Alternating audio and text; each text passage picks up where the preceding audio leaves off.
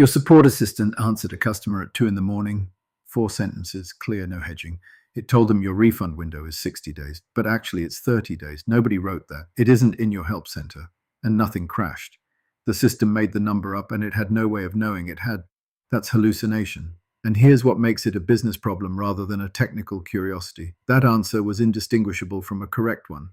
Same tone, same structure, same confidence. There was no signal to catch.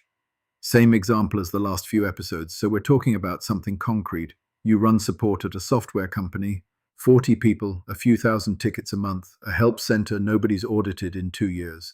There's an assistant answering customer questions from your internal documentation. The thing worth settling before you approve it is this.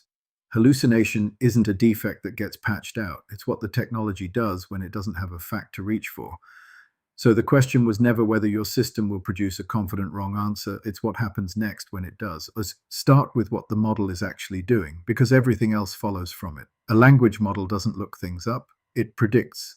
Given everything written so far, it produces the next most likely piece of text, then does it again and again until the answer's finished. That's the whole mechanism. So when it writes 60 days, it isn't consulting your refund policy. It's producing the text that best fits the shape of an answer about refund windows. Most of the time that works, and it works for a reason that isn't luck. Text that sounds right usually is right. The model learned from an enormous amount of real writing, and real writing mostly connects facts correctly. Plausibility and truth travel together nearly all the time. The failure lives in the narrow band where they come apart, and when they do, the model follows plausibility because plausibility is the only thing it's measuring. 60 days is a completely plausible refund window. Plenty of companies have one. It fits the sentence, it fits the genre, it fits everything the model can see. It just isn't yours. And notice what's absent from that description. Any step where the system checks. There isn't a weak one. There isn't one at all. Nothing in the process compares the output against a source because there's no source in the loop to compare it to, which is why it lied is the wrong word, and it's worth being precise about why. Lying means knowing the truth and saying something else. The model never had your refund policy to know.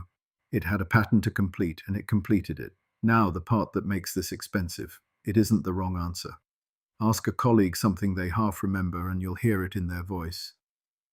I think it's 30 days, might be 60. Let me check. That hedge is doing an enormous amount of work. It's a signal, and the signal routes the question to someone who actually knows. Models don't produce that signal reliably. Fluency and accuracy come out of the same process, so a wrong answer arrives with exactly the same polish as a right one. The model isn't more confident when it's correct. It's equally confident either way because confidence isn't something it's calculating and reporting. It's just the register the text is written in. So the quality check every human runs by instinct, did this sound sure, isn't merely unreliable here. It's actively misleading because it's reading a signal that was never connected to anything. And the failure tilts in the direction you'd least want. The thinner the model's knowledge of a topic, the more generic its answer gets, and generic writing reads as authoritative. The answers you should trust least are often the ones that sound most composed. 4 conditions make this dramatically more likely. The uncomfortable part is that a typical internal deployment has all 4 at once. 1. The topic is thin or new. Models are trained on text up to a point in time, and coverage isn't even. On a well-documented subject, the model has seen the same fact stated thousands of ways. On the feature your team shipped last month, it may have seen nothing. The answer arrives in the same voice either way. That's the whole difficulty. There's no tonal difference between I've seen this 10,000 times and I'm constructing this from scratch. 2. The answer is private. Your refund window, your escalation path, your contract terms, your install base, none of that was in the training data, not because of an oversight, but because it's yours, unless the system is connected to a document containing the answer at the moment the question is asked. It's generating something policy-shaped rather than reporting a policy. 3. The question is ambiguous. When a request is imprecise, the model guesses what was meant and then guesses the answer to the guess. 2 estimates stacked on each other, and the error compounds across both. Support questions are ambiguous more often than almost any other kind because they're written by frustrated people describing a problem they don't yet have the vocabulary for. That's not an edge case in support. That's the job. 4. You asked for a specific quantity. If a request implies 5 troubleshooting steps and your documentation supports 3, the model will frequently produce 5. Completeness is part of the pattern it's matching, and it'll satisfy the shape of the request over the substance of the source. That one deserves attention because it's the case where your own instructions pull the invention out. Nobody set out to fabricate 2 steps. Somebody asked for 5. So, what works? 4 things, in descending order of how much they buy you. The first got a whole episode to itself, which tells you how much of the effect sits here. Give the model the source. Don't ask it to recall your refund policy from memory. Retrieve the policy and ask it to answer from that text. That's grounding, and it's the largest single reduction available anywhere. It changes the task from produce something policy-shaped into read this and report what it says. And those are very different jobs with very different failure rates. It's also what most vendors mean when they tell you their product doesn't hallucinate. Worth hearing precisely because the claim is narrower than it sounds. Grounding reduces hallucination. It doesn't remove it. The system can retrieve the right document and summarize it wrong. It can blend 2 passages into a sentence neither one supports. It can answer with total composure when retrieval came back with nothing useful at all. That's the failure people are least prepared for, because by then the system looks like it's doing everything correctly. Second, narrow the question before it reaches the model. Ambiguity is an input you have some control over. Through the interface, through how questions get routed, through what context gets attached automatically.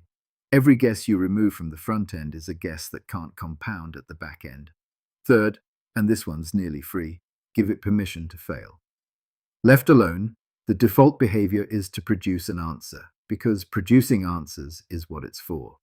If the instruction says to answer only from the material provided and to say plainly when that material doesn't cover the question, then refusal becomes an available output. It won't be perfect. It'll be far better than a default that has no way to decline. And notice what that implies. I don't know is a feature somebody has to ask for. No vendor demos it. But in a support context, it's the most valuable sentence the system can produce, because it's the one output that routes a customer toward a human instead of away from one. Fourth, verify anything that carries consequences. Numbers, dates, names, policy terms, commitments, anything a customer could act on or a regulator could ask about later. Use the system to draft and to think. Confirm the parts that bind you. Everything to this point is about making wrong answers rarer, and all of it has a flaw. You won't reach 0, and anyone promising 0 is describing a demo. So the decision in front of you isn't how to eliminate this. It's what your system does with the wrong answers that get through anyway. Take our assistant, hold the error identical, 60 days instead of 30, and put it inside 3 different designs. In the first, it drafts a reply and a support agent reads it before it goes. The agent knows the refund window. The error dies there and it costs about 8 seconds. In the second, it answers the customer directly. The customer plans around 60 days, comes back on day 45, and now you're choosing between honoring a number you never offered and telling someone your system misled them. Both of those cost considerably more than 8 seconds. In the third, it's connected to your billing system and can issue the refund itself. Now, the wrong number isn't an answer at all. It's a transaction. Same model, same error rate. 3 completely different exposures. And not one bit of the difference came from the AI. All of it came from what you connected it to and who you left in the loop. That's the reframe worth carrying out of this. Hallucination is a property of the technology, and you're not going to negotiate it down to nothing. Blast radius is a property of your design, and it belongs entirely to you. So here's the question to put to whoever's proposing the system. When this is confidently wrong, and it will be, who sees it before the customer does? If the answer is nobody, you haven't bought an assistant. You've bought an unsupervised publisher writing under your company's name. One more thing, and people skip it because it's boring rather than because it's hard. You can't eliminate the error rate. You can measure it. And measuring it converts an argument that runs on instinct into a number that runs on evidence. The method takes about a week and no special tooling. Pull 100 real questions out of your ticket history. Real ones, in roughly the proportion they actually arrive, not questions someone wrote for the test. Run them. Have somebody who knows the answers grade what comes back. 3 piles, not 2, right? wrong, and wrong in a way a customer would believe. That third pile is the one that matters, and it's the one a demo will never show you because a demo is built out of questions with good answers. Now you have a number, and the number lets you ask the question that actually settles this. Is that rate acceptable for this use, given what happens downstream when it's wrong? For an internal tool that drafts a first pass for someone who'll edit it anyway, a fairly high rate is genuinely fine. For anything that reaches a customer unread, the tolerable rate is far lower than most people's instinct, because at that point, every error is a statement your company made in writing. Same technology, different threshold, and you can only set a threshold if somebody measured. Ask for that number before the pilot starts, not after. Afterwards, it can't be reconstructed because nobody was recording what the right answer would have been. So the short version, the model predicts text. When it doesn't have your fact, it produces something shaped like your fact, in the same confident voice it uses when it's right. Grounding it in your own documents helps more than anything else available, and still doesn't get you to zero, which means the work that matters isn't in the model at all. It's in deciding what a wrong answer is allowed to reach, keeping a person in front of the paths that carry consequences, and knowing your error rate as a number instead of an impression.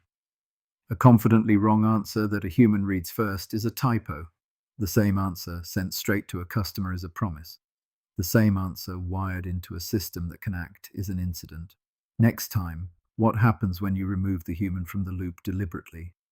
AI agents, systems that don't just answer but decide and act, several steps deep while nobody's watching the middle. If this was useful, subscribe. See you then.